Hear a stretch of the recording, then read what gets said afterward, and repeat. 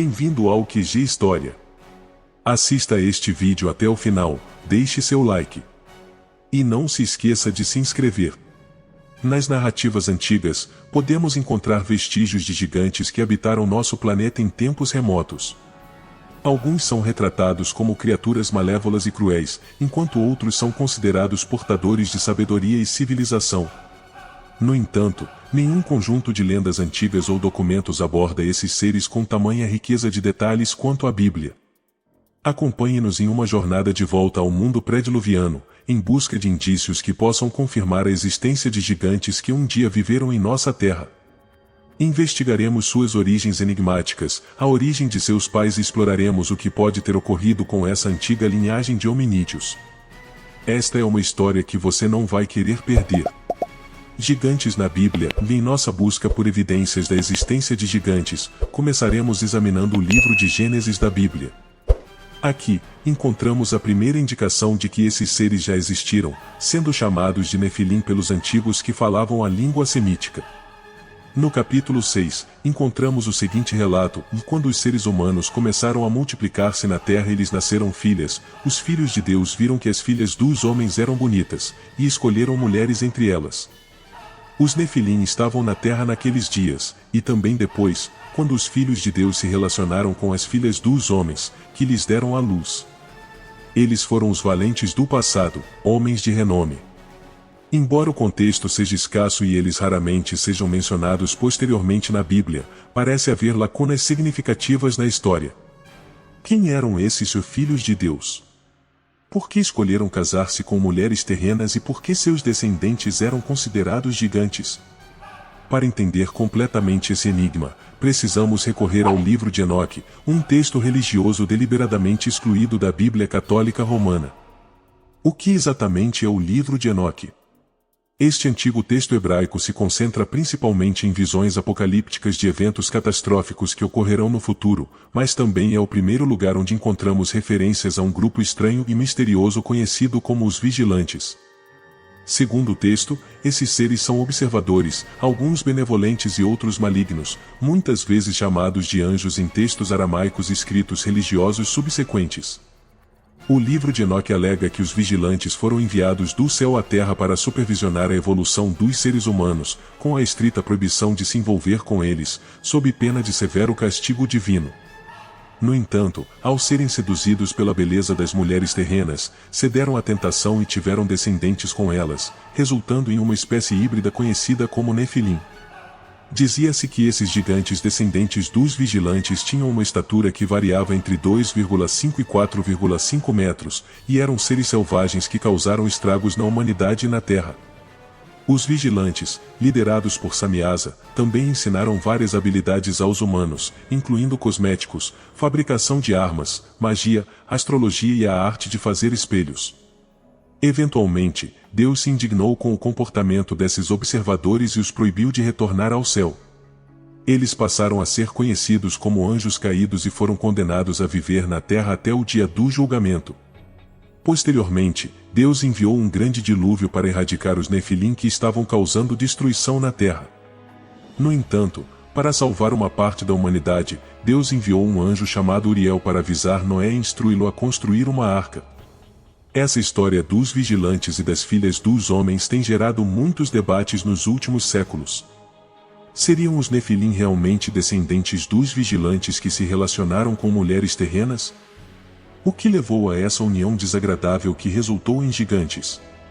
Os vigilantes eram eles próprios gigantes, ou criaram uma raça híbrida devido à mistura de seu DNA peculiar com o dos humanos? Infelizmente, os textos não oferecem respostas definitivas a essas perguntas.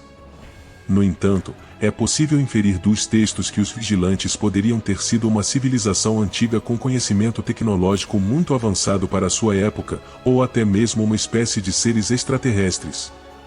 De acordo com os relatos de Enoque, ele foi levado pelos vigilantes em um momento que sugere a possibilidade de algum tipo de nave espacial. Em suas escrituras, Enoque descreve que foi transportado da terra para o céu por Deus, onde testemunhou paisagens celestiais totalmente diferentes do que existia na terra.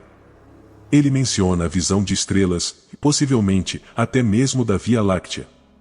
Poderia Enoque estar se referindo a uma viagem que o levou para além dos limites da Terra? Seria possível que ele tenha visitado outro planeta? Esse não é o único relato de uma experiência extraordinária encontrada na Bíblia. Outro profeta posterior, Elias, afirma que foi levado aos céus em uma carruagem de fogo. Seria essa a maneira pela qual um homem que viveu há mais de 2000 anos tentou descrever sua partida da Terra em algum tipo de veículo voador avançado? Poderia ter sido a única maneira de descrever um objeto tão desconhecido na época? Há também lendas semelhantes na Suméria e em várias outras culturas ao redor do mundo. Essas histórias podem sugerir a presença de seres extraterrestres ou avançada tecnologia em eras antigas? Alguns estudiosos interpretam o termo nefilim como uma prole híbrida resultante da mistura de duas espécies de hominídeos diferentes. Essa ideia de seres humanoides de grande estatura também é encontrada em textos bíblicos e nas narrativas de várias outras culturas, como as da Mesopotâmia. Nesse contexto, o folclore narra que deuses mantiveram relações íntimas com humanos, e os descendentes dessa união eram gigantes.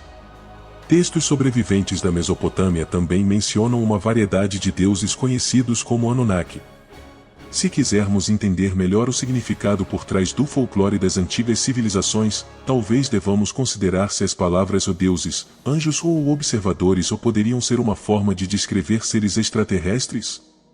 Teoria do dilúvio, mutação genética e destruição. Uma teoria que tem ganhado destaque entre pesquisadores alternativos nos últimos anos sugere que as histórias sobre dilúvios encontradas em diversas culturas ao redor do mundo podem estar relacionadas a um experimento genético que deu errado. Conforme mencionamos anteriormente, a Bíblia faz referência aos nefilim que existiam antes do dilúvio, e alguns sobreviveram após o dilúvio. Mas será que o dilúvio foi provocado por um grupo antigo para eliminar sua criação problemática? Como isso se relaciona com os textos mesopotâmicos? De acordo com tabuletas de argila, os Anunnaki estavam enfrentando problemas com a raça humana, que havia sido geneticamente modificada por eles. Eles decidiram que a única maneira de começar de novo seria provocar um dilúvio massivo que destruísse tudo na Terra. No entanto, um dos deuses não concordou com a destruição de sua criação genética e alertou um único humano, encarregando-o de construir uma arca para salvar uma parte dos seres híbridos. Essa narrativa parece familiar, não é mesmo? É notável como duas histórias distintas, uma dos textos hebraicos e outra da Mesopotâmia, mencionam um dilúvio catastrófico provocado para destruir uma raça de seres híbridos que os deuses não mais desejavam. Seria possível que essas histórias sejam versões reinterpretadas de um evento compartilhado por duas culturas diferentes? Isso levanta a possibilidade de que um dilúvio tenha sido de fato desencadeado para eliminar uma raça de gigantes híbridos? Embora essa teoria ainda não tenha sido confirmada por acadêmicos sérios, devemos nos perguntar se a resistência dos pesquisadores tradicionais em considerá-la pode estar nos impedindo de desvendar esse mistério. Poderia realmente existir uma civilização perdida que fosse parte extraterrestre e parte humana?